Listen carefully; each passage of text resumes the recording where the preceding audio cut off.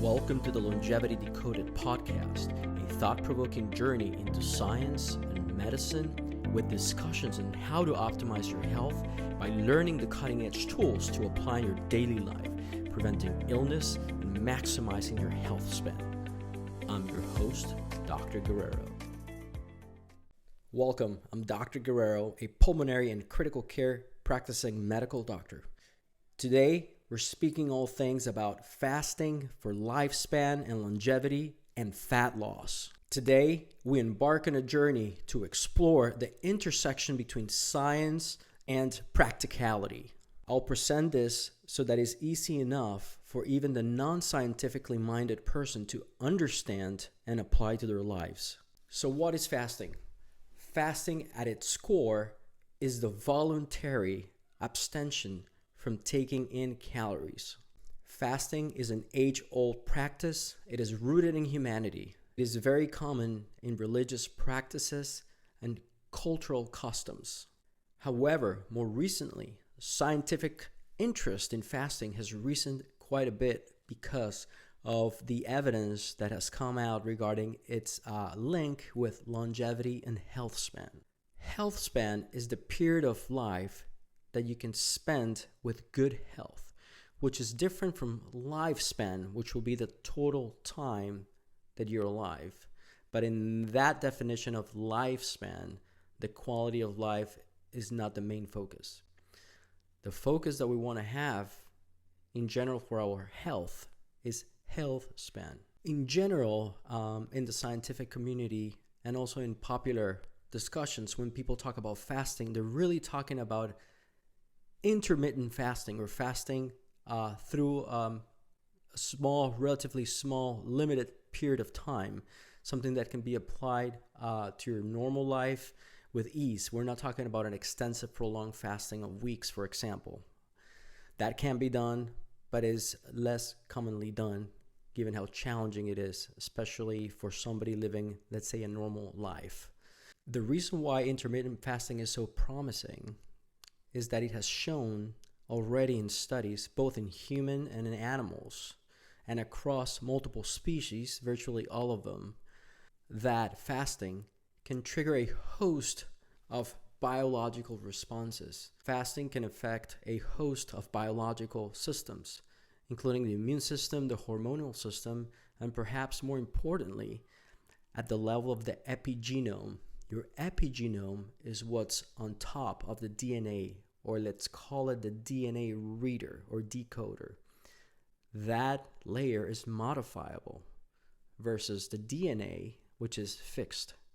The epigenome can be indeed modified by fasting, which will therefore transcribe the DNA in a different way, and that will be, in the case of fasting, in a positive way. So what happens during the fast? Very simply put, the body will start utilizing its own energy reserves. So first, you will tap into glycogen, which is the stored glucose. And that glycogen is primarily located in your liver and your muscle. After that happens, and there's probably a bridging with this other process, the body will tap into its fat stores. This metabolic shift is referred to as ketosis from ketone bodies, which serve as an alternative fuel source that is actually very well accepted by the body and the brain. There's also evidence that fasting can trigger something called neurogenesis, which means the new creation of neurons. Moreover, fasting has been shown microscopically to cause something that we call in biology autophagy, which involves the removal of all debris or old cell components from the cell. Autophagy involves the removal of damaged components within the cell. By clearing out the cellular debris, you will be left off with only the best functioning younger cells in your body. So the whole body overall will function better. It is also thought if you're left with the younger healthy cells, there's going to be a less chance of abnormally high inflammation, which means less chance of chronic inflammatory diseases like psoriasis or arthritis. This will also overall lead to a higher cellular resilience as the cells will be therefore younger. And that's why we think that fasting has a connection and will lead to increased longevity.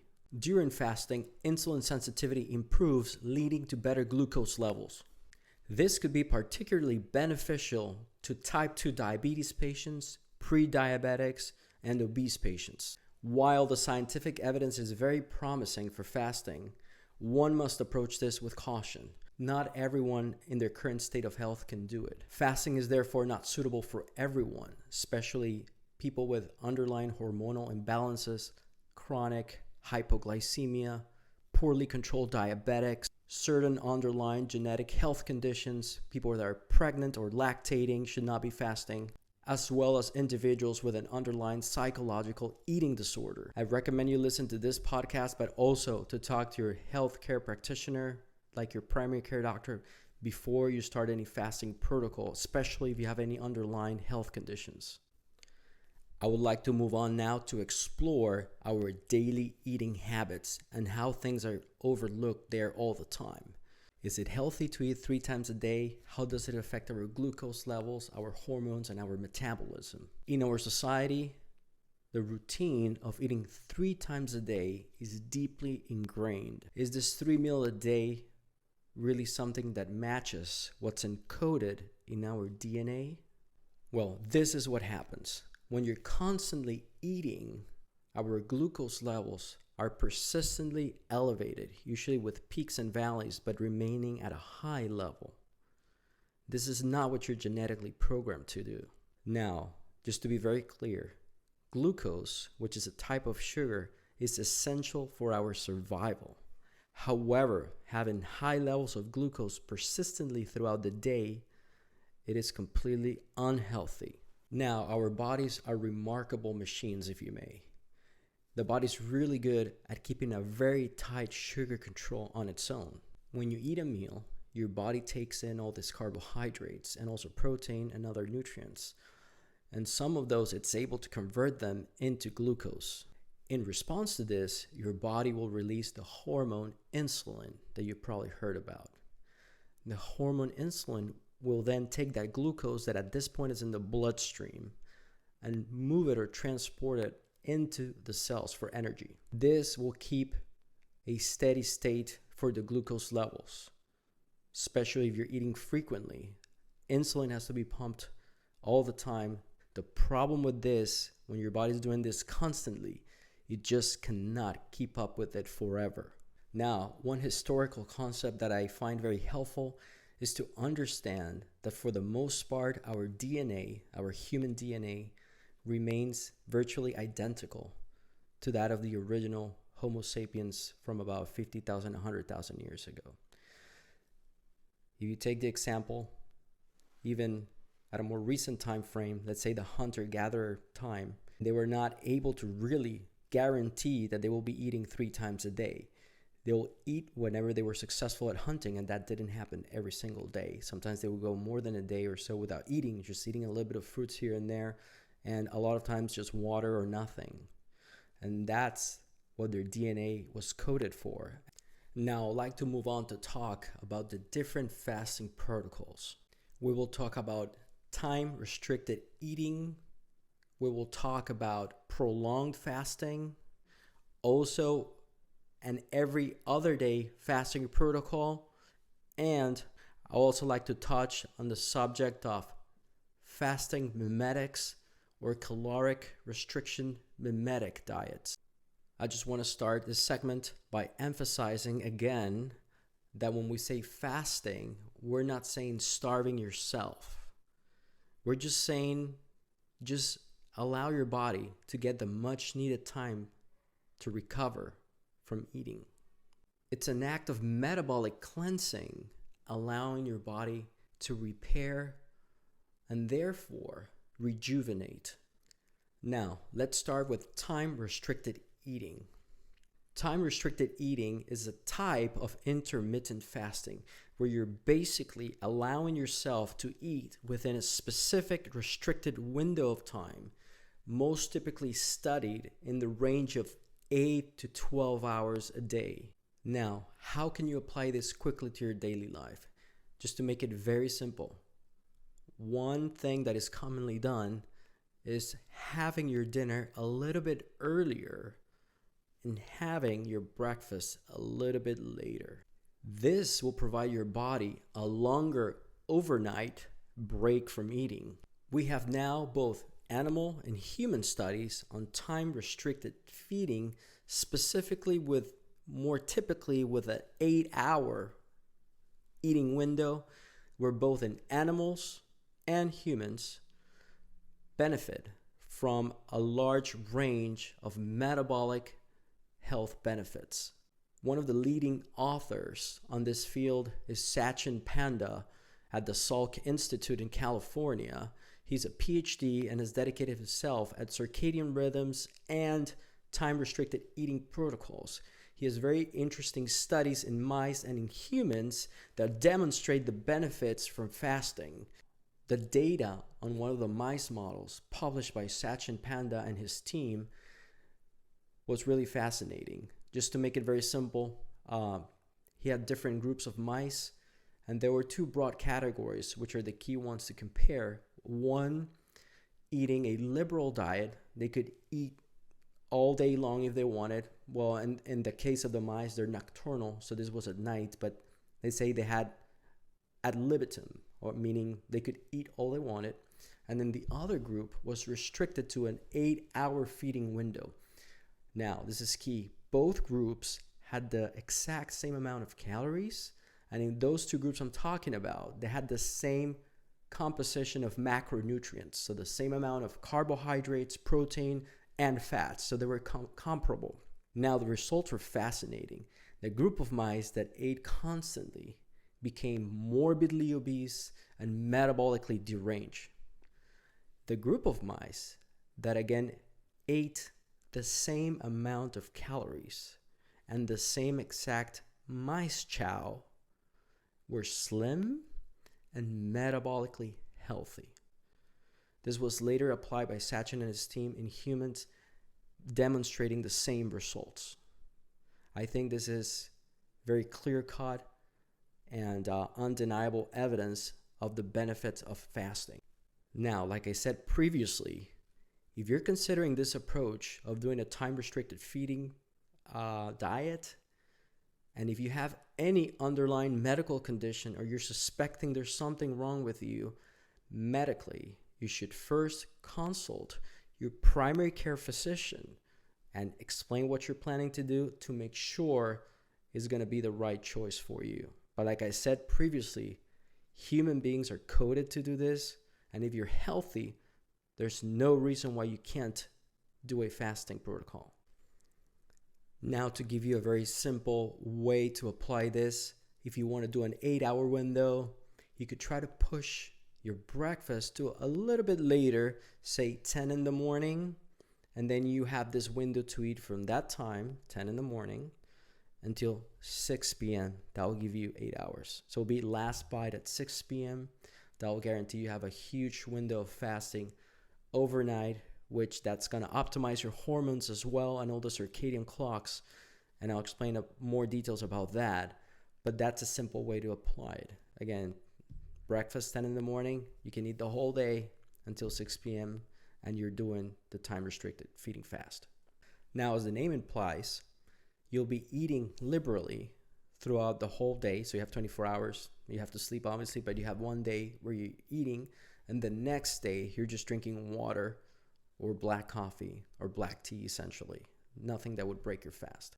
This other pattern of every other day fasting is a little bit more demanding than the time-restricted eating. However, to some people, it's easier to just plan the whole day liberally for one day and just knowing the next day is going to be zero food. There's less planning, if you may. The benefits of every other day fasting are increased insulin sensitivity, decrease in chronic inflammation, and increase in cardiovascular health. I would just like to caution not to go completely crazy the day you're able to eat and start eating pizza and ice cream and burgers all the time, as this is going to blunt quite a bit of the effect.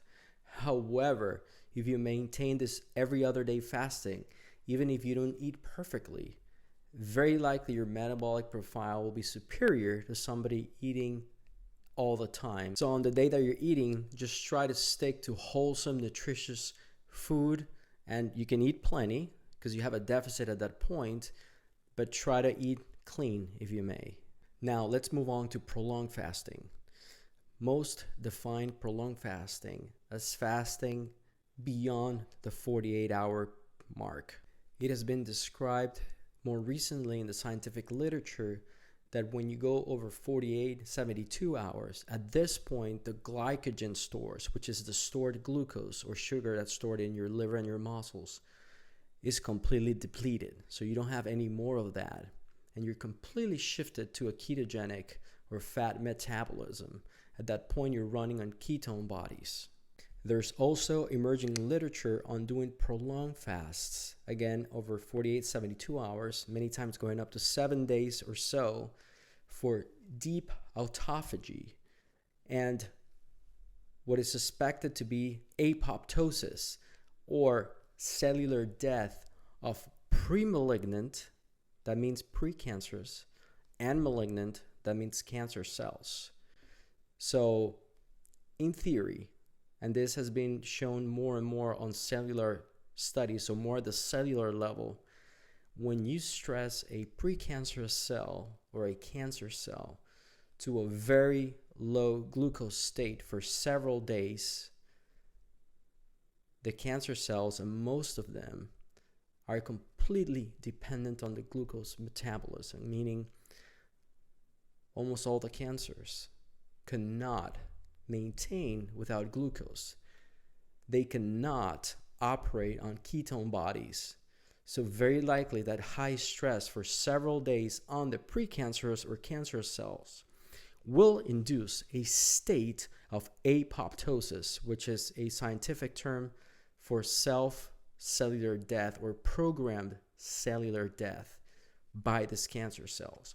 So there's some evidence to suggest that if you are at high risk for a cancer or have family history, it might be beneficial to attempt a prolonged fasting protocol, let's say for 5 days or so.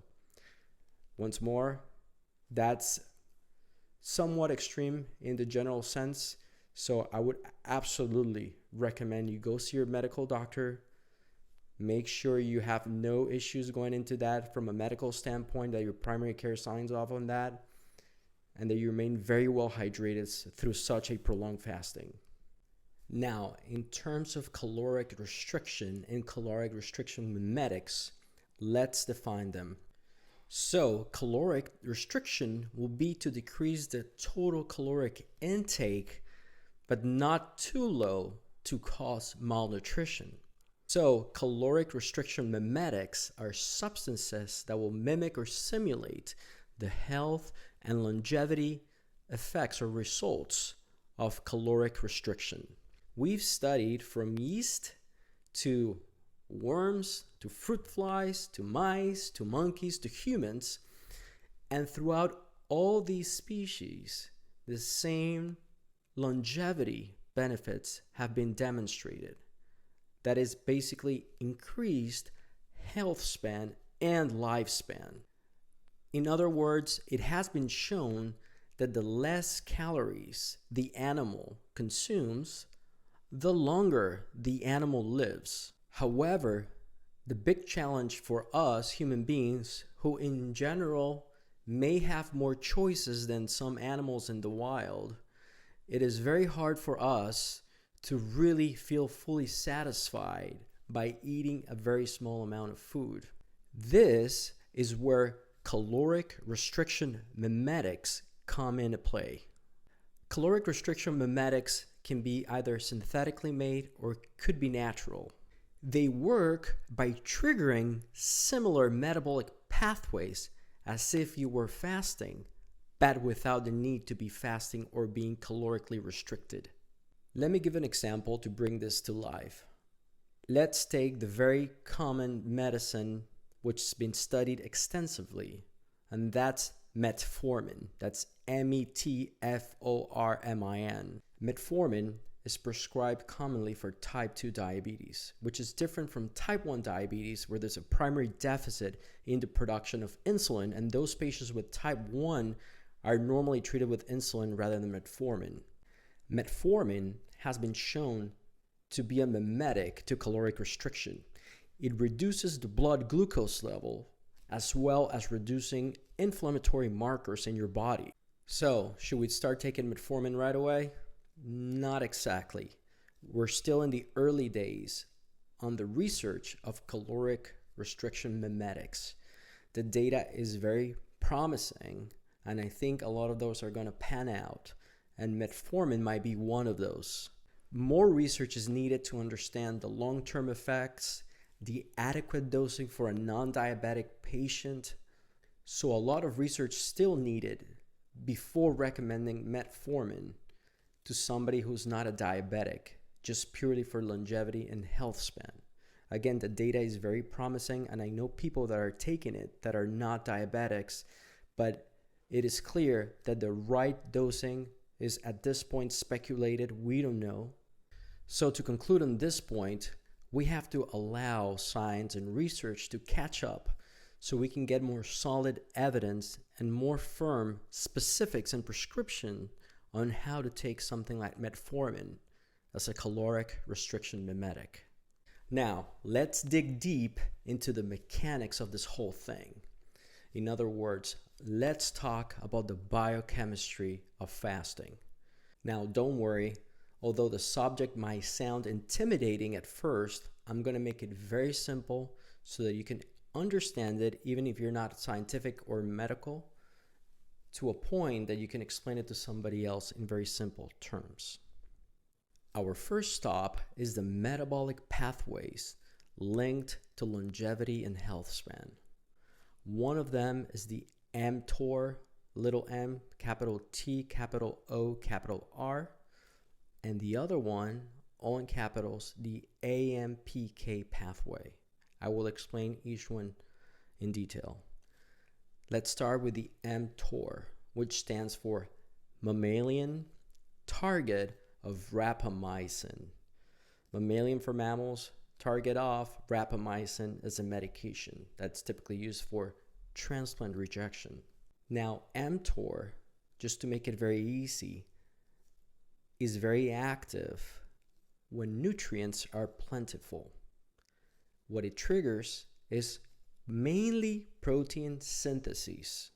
Therefore, when we fast or the amount of calories are very low, mTOR gets suppressed.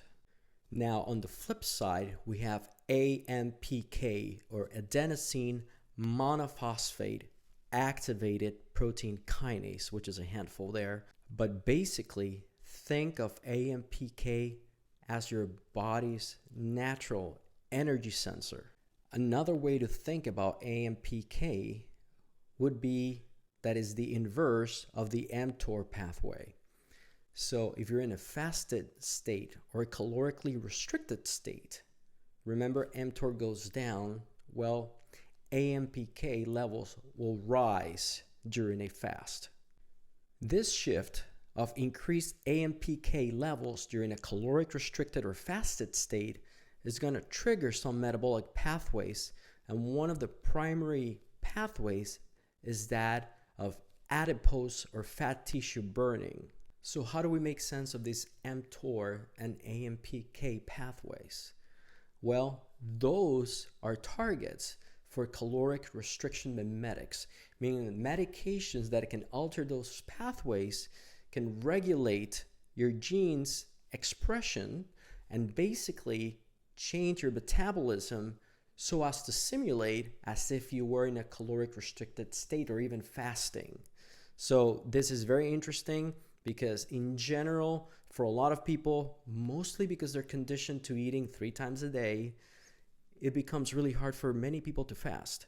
So in the very near future, I believe, we are going to have medications that can be prescribed by your doctor that you can take them and just alter your AMPK levels and your mTOR levels, and therefore, let's say, create the metabolic environment in your body to simulate caloric restriction and fasting, both which have been linked to increased health span and longevity. Now, we've talked about AMPK and mTOR. Let's talk about the third player. This is probably the number one player in terms of gene expression and probably one of the main epigenetic modulators. Again, epigenetic, fancy word. It means, very simply put, on top of your DNA. Again, it's the DNA reader. So your DNA is fixed, you cannot change it, but your epigenome can be altered by the environment. So the next player I'm talking about are called the family of the Sirtuin proteins. That's spelled Sirtuin, Sirtuin. There's a number of Sirtuin genes that encode the Sirtuin proteins. This is very key. These proteins can alter how your epigenome works and modulate genetic expression. Therefore, sirtuins play a crucial role in cellular health, aging of the cells, and therefore your longevity. So what are the main controllers or regulators of the sirtuins? What will trigger your sirtuins to work and help with improving your health span and longevity? The main two things are NAD and the polyphenols. The polyphenols are things like resveratrol, which is found on the peel of grapes, or pterostilbene, which is found on the peel of blueberries, and other group of fruits that have those chemicals usually on the peel. So those are the polyphenols. And then the other component is the NAD. NAD stands for nicotinamide adenine dinucleotide. So much easier to say NAD. NAD, what is that? It is a central cellular coenzyme that modulates energy production. Literally, without NAD, if you completely deplete your NAD 100% from your system, you're probably dead within a few minutes. So this component combined with a polyphenol is what modulates the sirtuins. So what things can we do to alter those sirtuin levels to improve cell aging? We can take something like resveratrol or pterostilbene, the polyphenols, and combine that with a promoter that can be taken exogenously of NAD. So it will be a supplement or medication that will increase your NAD levels. That is already available, and we have basically two big molecules that can be purchased without a prescription, and these two are NR and the other one is NMN. NR stands for nicotinamide riboside, and NMN stands for nicotinamide mononucleotide. Put simply, if you take in NMN or NR, these will ultimately be converted to NAD. And when you have a polyphenol like resveratrol or pterostilbene in your system, ideally taken together, again, that's available. You can get those. I'll put some references under the description so you can get a hold of those. When you combine them, you can trigger your sirtuin pathways for improving cell aging and overall health span and longevity. Just to make it very clear, when you are fasting, that will trigger, in a good way, the Sirtuin pathway. And when you're eating, if you want that pathway, the Sirtuin pathway, to be triggered as well, you would have to be taking either NR or NMN plus something like resveratrol or pterostilbene to activate them. Next, let's dive into the fascinating world of ketosis. I'm pretty sure you've heard about a ketogenic diet. So what's going on? How does a ketogenic diet work? How do you get yourself into a state of ketosis, essentially? To be in a state of ketosis, you have to have as the main fuel fats. Or you would have to be fasting, which will force your body to use fat as the main fuel. Now, the first few hours of fasting and perhaps a little bit more into the fast, you're mainly trying to deplete all your glycogen stores, but then you're going to get to a point where you're using mainly fat. So how do we get these ketone bodies from our fat? Although there's several biochemical steps to go from fat to ketone bodies, just to make it very simple. So remember, if you're in a fasted state or taking in mainly fats, the fat molecules, if you may, will go to the liver and then it gets converted to the ketone bodies. There's three main ketone bodies, the main one being beta hydroxybutyrate. Don't worry about the terms, just for you to have an idea, and maybe you've heard it once in your life. It might be helpful. So beta hydroxybutyrate, acetoacetate, and acetone.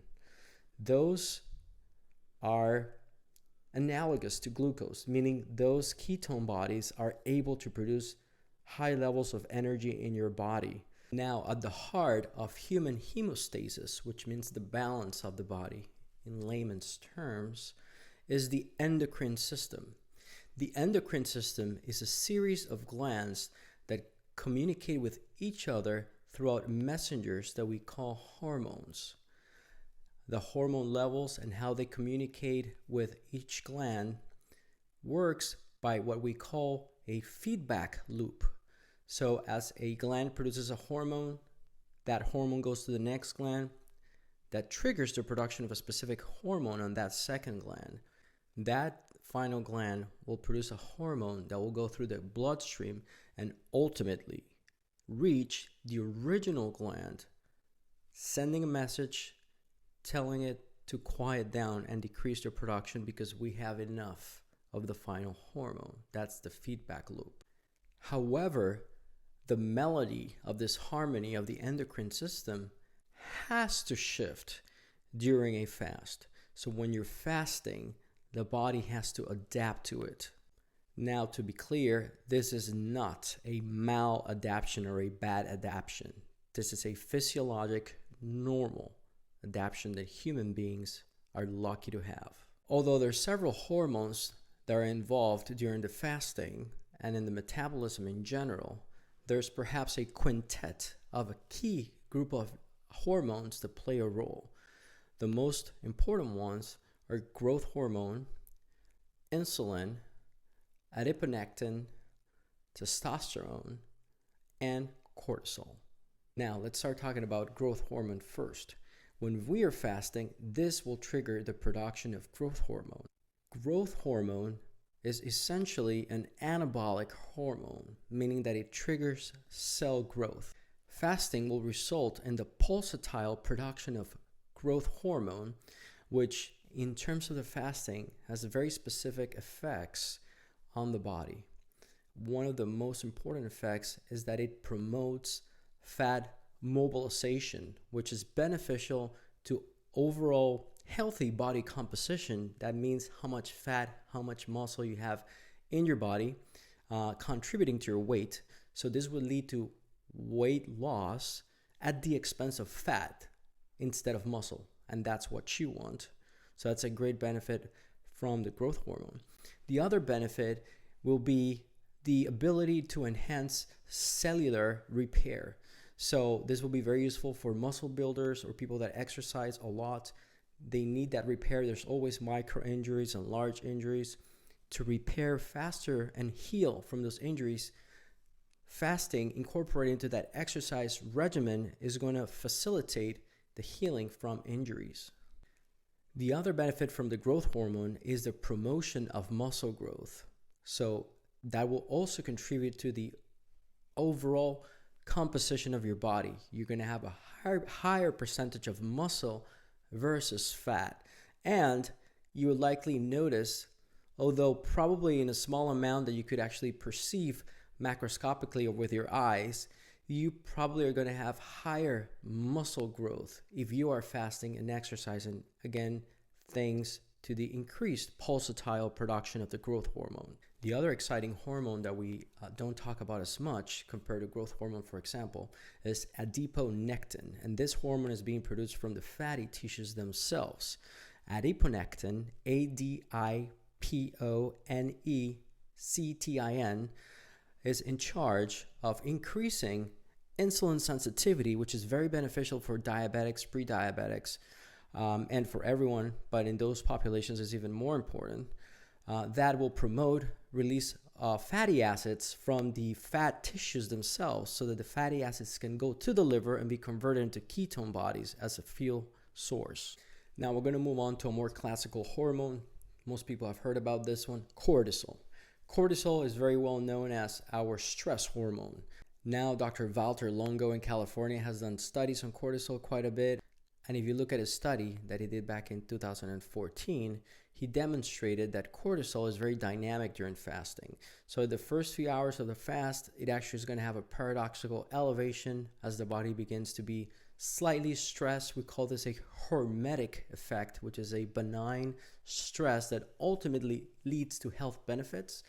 You have initial rise of cortisol, which will increase your glucose. Okay, so increasing glucose is not good. However, it's just in the initial first few hours. After that, the cortisol levels will diminish significantly, which will diminish those negative effects from cortisol, which include weight gain, which is something that we're trying to avoid with the fast. So the ultimate result will be a low cortisol level and blunting of any potential weight gain from this hormone. So in essence, fasting will decrease your stress hormone levels, which will be beneficial overall for your health and to maintain a healthy weight. Now, let's move on to testosterone. This will be more applicable to males, also has a role in females, but the classical discussion is regarding males, as that's their more native hormone, a more dominant hormone, and we have it at a much higher level than females. Now, when people do intermittent fasting, they will experience a drop in testosterone. Now, the drop is very mild, and I don't think it's of real practical significance. You're not going to notice a massive loss of muscle mass or anything like that. Now, more interestingly, if you take a prolonged fasting scenario where you don't eat for several days, and there's been several studies on this, but for example, to give you a practical example, if you start fasting, you might notice that, again, 16 hours after that, or 24, 48 hours, your testosterone level might drop a few percentage points, so a small amount. And if you continue that for, say, a total of 5 days, it might remain at that lowish, slightly lower level, let's say a few percentage points, probably not of a lot of significance.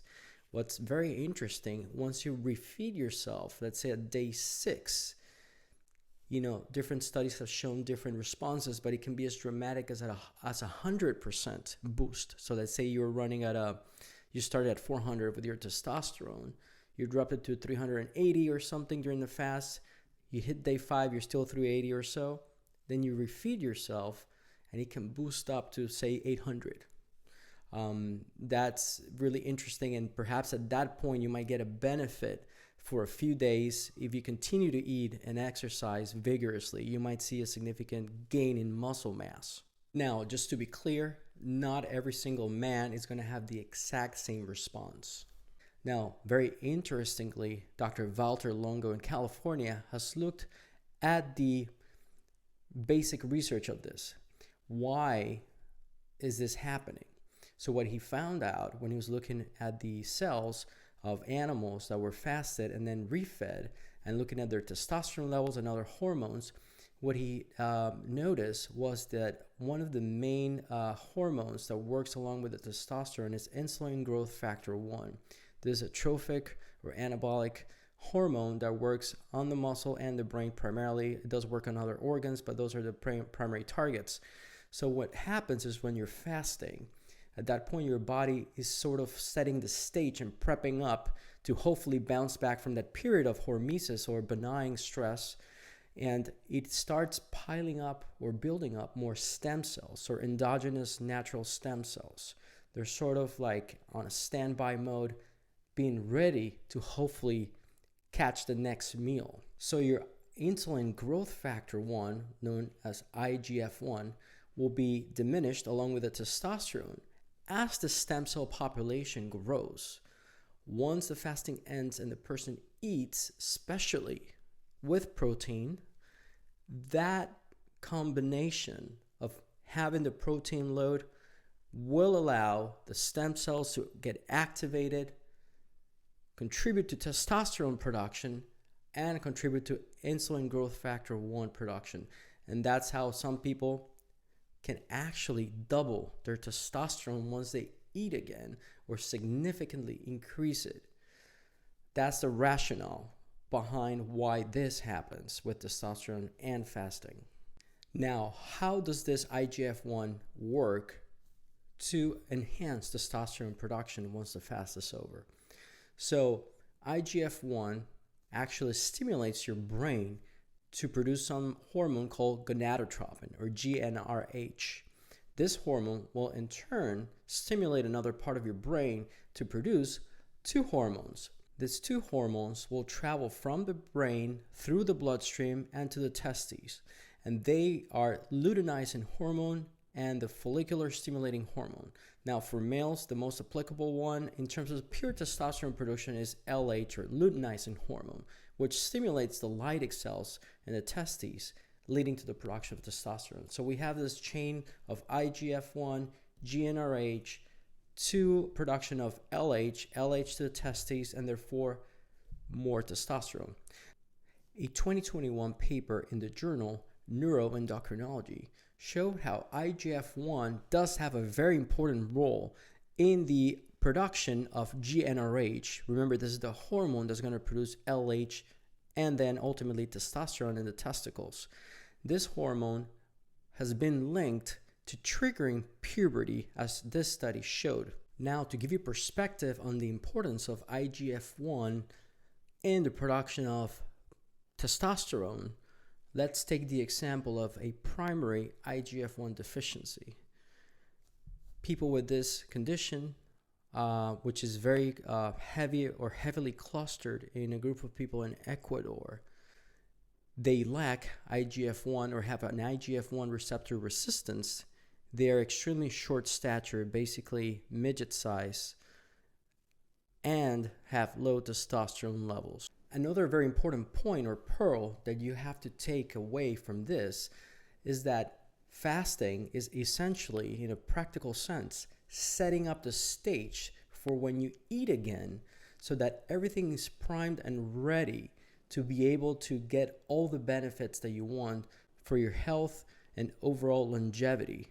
So when you're fasting, you're building up stem cells, you're priming mitochondria, which are the energy or powerhouse cells that you have inside of your body, and those will be optimized and ready. So when you feed back again, especially with a protein load, your body's able to produce, for example, as I said before, more testosterone, more of the hormones that you want in your body in order to be healthy and grow muscle and have a better overall body composition, higher muscle and lower fat content.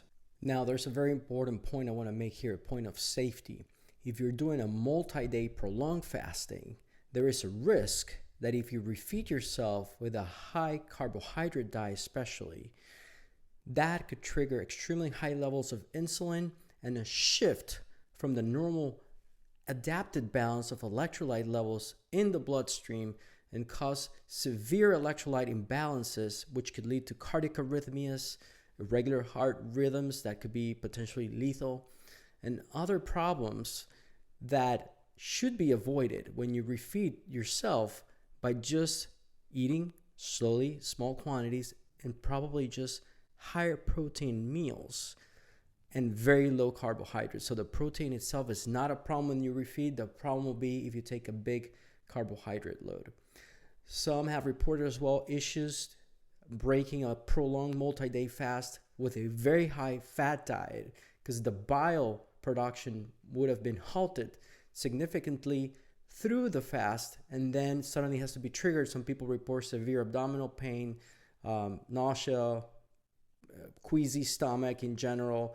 Not as severe as taking a big carb load, but I will probably break the fast in the safest way, which will be small amounts of high protein as the dominant macronutrient and very small carbohydrates and small fat load. Fasting has another fascinating role, and that is modulating the gut microbiota.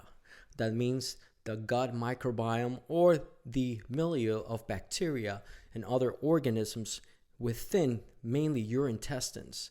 As we know, there's this gut-brain connection that we have, and a lot of the microbiota in your intestines can modulate the production of different chemicals that will ultimately influence your brain and actually your eating behavior.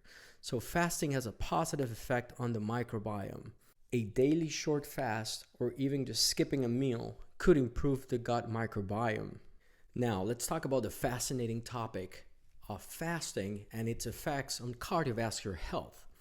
We're going to rely heavily on the biochemistry, endocrine systems, and other metabolic pathways here. I'm going to make it very practical. It might sound a little bit scientific or complex, but don't worry, we'll make it simple enough so you can understand it and then apply it to your life. Now, there's several biochemical pathways that are affected mainly from the switch in the metabolism from a glucose-dependent metabolism to a ketone metabolism. Meta-analysis of randomized prospective control trials have demonstrated optimization of the lipid profile in people who are intermittently fasting. That'll be, again, roughly 16 hours without eating, and an 8-hour window of feeding. This type of fasting led to improvements in the lipid profile by showing a significant decrease in the triglyceride levels. The other benefit was a decrease in the low-density lipoproteins, which it's a very nuanced, complex subject, but overall that level you want to be low rather than high. So fasting will lower that to a normal threshold or level.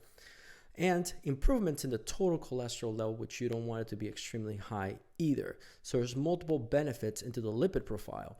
As we know, lipids are deeply connected with the eventual development of an atherosclerosis plaque, or an ultimate blockage in your coronary arteries leading to a heart attack. So it is quite obvious that controlling the lipid profile by, in this case, fasting, will minimize or at least blunt somewhat the risk of an eventual cardiovascular event. I referenced the paper below of Horn et al. In 2015, who talks about the effects of fasting in a lot of detail and the lipid profile for your reference. Now, another fascinating paper from Steinberg and Kemp back in 2009 tried to investigate the molecular mechanism by which the fasting will optimize the lipid profile. How does it do it? Well, we're back to the AMPK system, which is affected by fasting. So how does the AMPK affect your lipid profile? Put simply, the activation of the AMPK system, what it does, it activates the metabolism within the liver, controlling the amount of lipids that are ultimately transported through the bloodstream and to the final targeted vessels, including the arteries of the heart, the brain, and other critical organs. So you're going to have less of that, to make it very simple, cholesterol deposits into the arteries, ultimately leading to that atherosclerosis and plaque formation blocking your artery. Now, let's move on to another risk factor for cardiovascular disease, and that's chronic hypertension. Hypertension means elevated blood pressure. So having high blood pressure is correlated significantly, just like the lipid profile, with a higher risk of cardiovascular events like a myocardial infarction, also known as a heart attack. There was a very interesting and important paper from Dr. Santos in 2018, which was a systematic review of prospective randomized trials. So this is going to just compile all this prospective randomized trials, very high quality trials, try to aggregate all the data and come up with a conclusion that's consistent throughout all the studies. And what it showed is that fasting had a beneficial effect on both the systolic and the diastolic blood pressure. The systolic is the higher number on your blood pressure, and the diastolic is the lower number. So you have the two numbers. Usually you hear 120/80 or numbers like that. The higher number is the systolic, you want it below, as well as the diastolic, you want it below. So fasting in those extensive studies demonstrated a reduction of the blood pressure. Now, a very important paper from Dr. Faris et al. In 2012 looked into the mechanism of how fasting lowers both your systolic and diastolic blood pressure.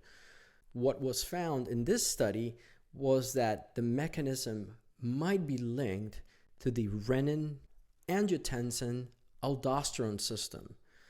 I don't want to make it too complicated, but that's one of the primary systems that can regulate your blood pressure. I really hope that this knowledge I'm sharing with you about cardiovascular health and fasting and that link will help you gain the mental strength to try to get away from the 3 meal a day framework and try a little bit of fasting and see how you do.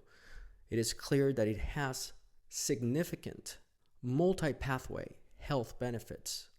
Now let's dig deep into the cognitive and neurological effects from fasting. This is a very interesting subject. It's going to involve neuroanatomy discussions, neurophysiology, or how the neurons and the nervous system works. I'll make sure once more that I keep it simple for you to understand and that I can drive a point that you can then pass on to somebody else with ease and you can understand. But I also want to give you all the fancy scientific terms so that you have at least have heard about them. And if you hear somebody talking about that, you can recognize them at least and make some connections with the knowledge that you're going to get from this. Again, the key here is that you're going to get very practical and actionable knowledge that you can apply to your life. One of the key effects on the nervous system that fasting imparts is the effect on one of the main proteins that regulates the growth of neurons, axons, and dendrites. This is called BDNF in capitals, which stands for brain-derived neurotrophic factor. This protein is pivotal for neurogenesis and neuroplasticity, so you can imagine the importance of having adequate levels of this protein. Another very key mechanism is the anti-inflammatory effects of fasting. How is chronic inflammation affecting your brain? Well, chronic neurodegenerative diseases such as Alzheimer's dementia and Parkinson's disease are some of those entities that are caused by chronic inflammation. Fasting will blunt the inflammatory response and all the inflammatory markers, therefore diminishing the chance of the development of either one of those conditions. A systematic review linked below demonstrated that fasting, specifically intermittent fasting or time-restricted eating protocols, diminish the chance of having chronic inflammation and diminish the chance of the development of chronic neurodegenerative diseases such as Alzheimer's disease and Parkinson's disease. One key player that regulates BDNF, or the brain-derived neurotrophic factor, are the ketone bodies. Again, ketone bodies are produced during fasting. These ketone bodies will elevate your BDNF levels, triggering neuroplasticity and neurogenesis, new creation of neurons. A randomized control study looked at participants doing intermittent fasting for a period of a month, and they demonstrated significant improvement in learning, memory, and overall cognitive function. Now, let's take a broader look at fasting and what is its main goal. Why are we interested or so interested in fasting? Well, the main reason is humans' aspiration for longevity. This is etched into human history. Throughout history, people have been trying to find the so-called fountain of youth and how to remain alive but healthy and functional.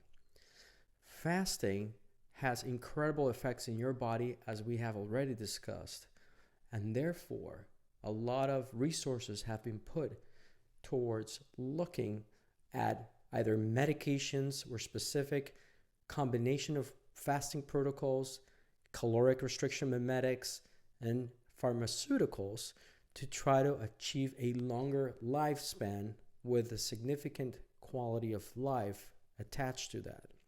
It used to be that talking about longevity and lifespan, living forever, was a mere fantasy.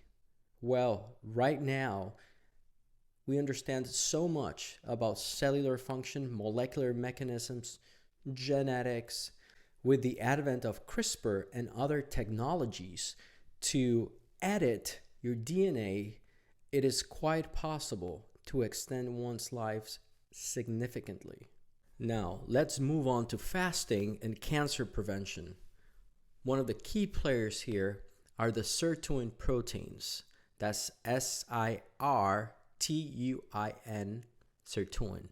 The Sirtuin family of proteins play a critical role in this. Primarily, Sirt1 and Sirt3 out of the different families of sirtuins play a critical role in cancer prevention. Sirt1 and Sirt3 in particular have a pivotal role in DNA repair as well as influencing apoptosis in cancerous cells. Apoptosis, or programmed cell death, is what causes the cancer cells to essentially die. So how does DNA repair prevent cancer?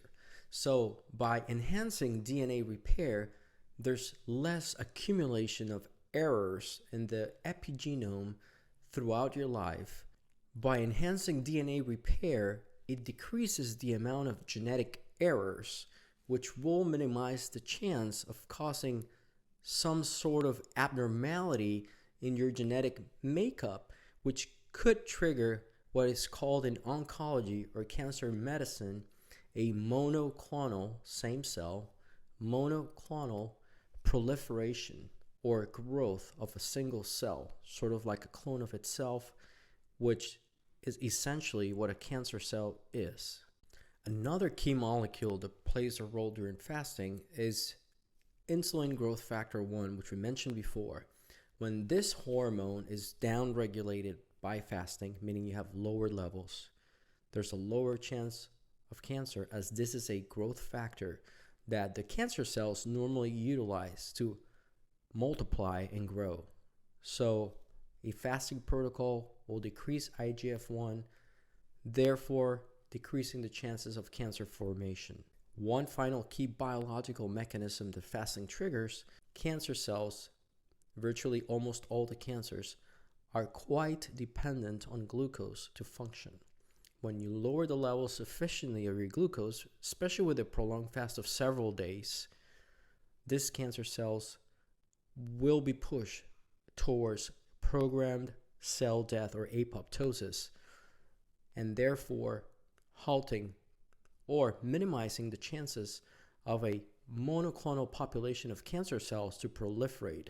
So in theory, fasting for several days can potentially halt or diminish the chances of most likely early cancer to develop. Now, one very important question is, when you're losing weight while fasting, how much of the weight loss is because of muscle mass loss? How much is it because of fat loss? That's a big point, especially for people in the muscle building group. They get very worried that they start fasting, they're going to lose a lot of muscle mass and they will lose weight, but it's mostly because of muscle mass loss. So that's a legit concern. A 2018 meta-analysis of 12 studies that was conducted by Harris et al. Demonstrated that people doing intermittent fasting had predominant weight loss from fat tissues rather than muscle tissues.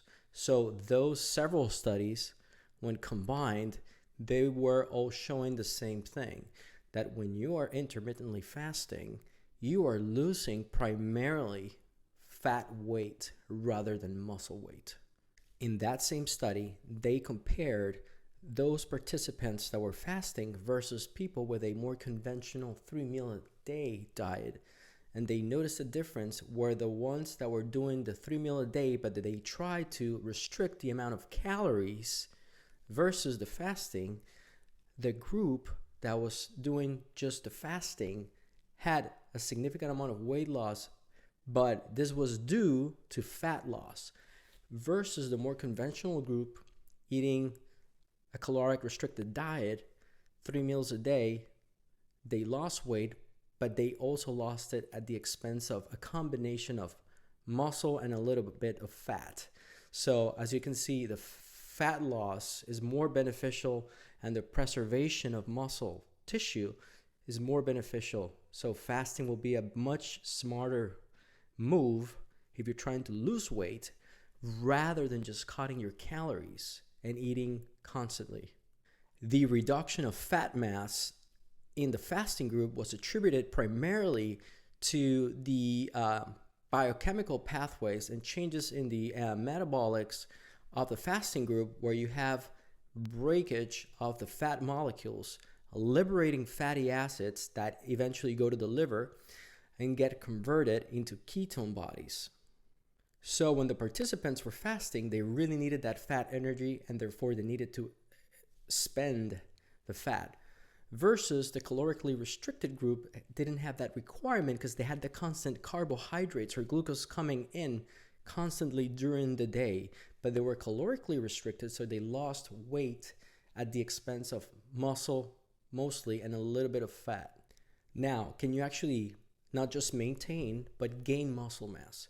Well, Morrow et al. In 2016 did a prospective randomized trial looking at this, and they demonstrated that if you combine the fasting with resistance training, one can actually gain significant muscle mass even though you are intermittently fasting. So it is possible to gain a significant amount of volume while fasting if you're actually doing some resistance training. The underlying mechanisms of why you can actually grow muscle during the fast has been attributed to the growth hormone. Now, that's not the only factor, and it probably doesn't play a huge role, but it certainly has some effects that we know about very clearly, where growth hormone wants and likes to preserve muscle mass. And the growth hormone pulsatility increases, or its levels increase during fasting, which will therefore protect your muscle mass and prevent you breaking down any muscle to gain energy. So it protects the muscular system. So that's why that's one of the leading candidates to explain why you can actually grow muscle during fasting if you're doing resistance training. A secondary molecule that is implicated in the preservation of muscle mass during fasting is norepinephrine. That's basically a form of adrenaline. There's different adrenalines in the body. Norepinephrine has effects that are muscle sparing. So it will protect the muscle, and norepinephrine is released at high levels during a fast.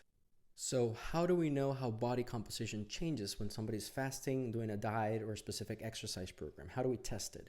We test this with a DEXA scan. A DEXA scan is a type of dual energy X-ray. When we do this scan, we'll get a graph, a diagram. We will get images of the body with split percentages of how much is fat, muscle, or bone. That's how we know. And from all the DEXA scans that we have, it is quite clear that weight loss from fasting is predominantly from fat loss, which is excellent and ideal. In conclusion, regarding body composition, fasting is a very powerful tool that has been proven in several meta-analysis and systematic reviews to induce weight loss at the expense of fat, while at least maintaining body muscle mass, or even potentially enhancing muscle mass when coupled with a resistance training exercise program. Now, let's tackle the key question: what would break your fast, or what would not break your fast? So the basic concept here is that if you want to remain in a fasted state, you have to have in place all the biochemical and endocrine pathways of fasting active, meaning you would have to be in a low insulin, low glucose state. So if a person ingests anything that will trigger a significant insulin response that will just halt or stop all the metabolic pathways related to fasting and will kick you out of the fast. So in other words, you could take anything in during the fast that does not trigger an insulin response. So for example, black coffee, no cream, no milk, will not break the fast. Just tea will not break the fast. Drinking water will not break the fast. Taking in, for example, supplemental pure electrolytes, that's sodium, potassium, magnesium, calcium, for example, will not break the fast because that does not affect insulin. Artificial sweeteners, big question. There's no clear evidence that that triggers an insulin response. So that should not be breaking your fast either. Some people have asked me on social media about taking seltzer water or sparkling water. That's just water with carbon dioxide, the gas. That will not trigger an insulin response. And actually, that can help with appetite control. As people have reported, I've experienced that myself. So that's safe. Now, keep in mind that it's not just sugar. Some people try to do a protein-only fasting, but the problem is that you can actually get from a small amount of proteins something called amino acids. Amino acids are the building blocks of proteins. The body can break the proteins into amino acids and then use those amino acids to synthesize glucose or sugar. So then you end up with a protein that breaks into amino acids that convert to glucose or sugar. So then your body will produce insulin, completely stopping the fasting. Now, this is the last segment of this podcast. I want to give you something very practical. This is a lot of information. A lot of people get overwhelmed. They're not sure what they can eat, they can't eat. They get very confused with how many hours have I really been fasting?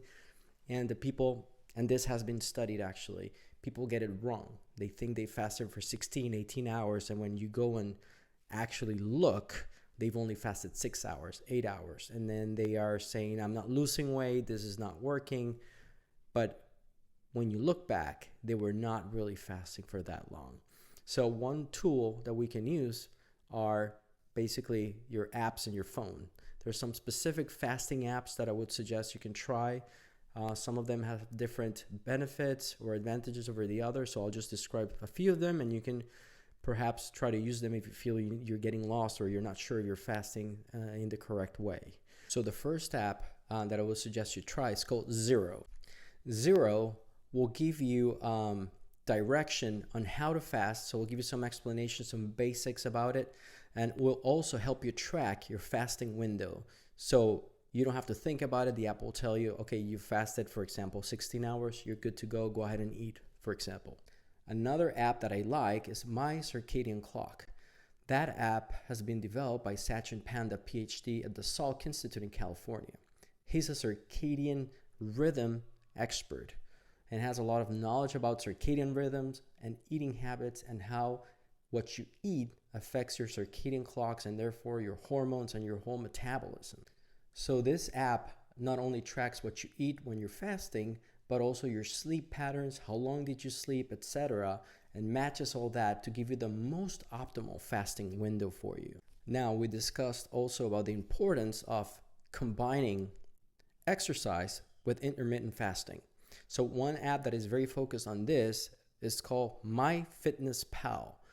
MyFitnessPal will help you customize an exercise and nutrition protocol combined with your intermittent fasting for optimal results. Although there's many apps, those are the apps that I like myself and I suggest you give them a try. As we come to a closing, I would like to give you some final practical advice. Yes, we're all human beings. We have the same DNA coding, but it's not really identical. We did not all evolve in the same environment and the same circumstances. Therefore, not everyone is as tolerant to doing a fasting protocol than others. So some people can be comfortable fasting 12 hours a day, very comfortable, or 16 hours a day, very comfortable. There's some people cannot handle 8 hours in general. They feel very weak, very fatigued. And maybe those people need a different type of protocol. So I think the key here will be for you to be very self-aware. Whatever protocol you want to try, time-restricted eating, so a feeding window of 8 hours, 16 hours without eating, every other day fasting. You can try any of those things without exercise. Different contents of nutrition, macronutrients when you're actually eating. What you have to do is be very self-aware. How do you feel? Can you think clearly? Are you strong at the gym? Are you sleeping well while you're fasting? Or do you need to eat a little bit, let's say 4 or 5 hours before you go to bed, etc.? You have to self-diagnose and try to come up with what works the best for you, tracking your weight, tracking your muscle mass, ideally getting a DEXA scan at some point after you've done it for several months. That way you can tailor it, because not everyone is going to need the same, let's call it, prescription. Just to be clear, this is not medical advice. There's no patient-doctor relationship being established during this podcast. I'm just providing general education for the public. Now, if you honestly feel you're learning a lot here, or this information I'm providing here is useful to you, and you think you can apply some of these things, please subscribe to the channel. It helps us a lot. Also consider following on other platforms. We're on Twitter and Instagram, and as well as TikTok. All of them are username or handle at Jorge Guerrero MD. That's at JorgeGuerreromD. So it's all the same for all of them. So considering following there as well. Last but not least, I certainly appreciate your time and interest in medicine. Thank you for joining the podcast, and we'll see you again soon.